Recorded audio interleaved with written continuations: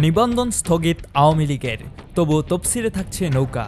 আর শাপলা প্রতীকের দাবিতে কমিশনে হাজির জাতীয় নাগরিক পার্টি এনসিপি। রোববার সকাল 11টায় আগারগাঁওয়ের নির্বাচন কমিশনে হাজির হয় এনসিপির প্রতিনিধি দল।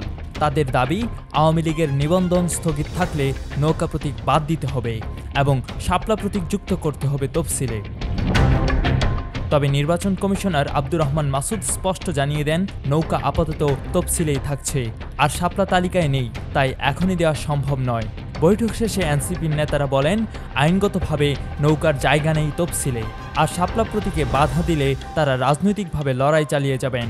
নৌকাকে কিন্তু এখনও তালিকা থেকে বাদ দেওয়া হয়নি।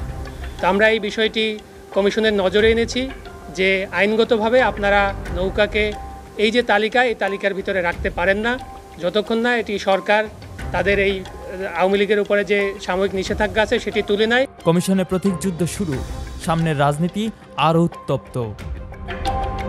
কুমিল্লার কাগজ, নিউজ ডেস্ক।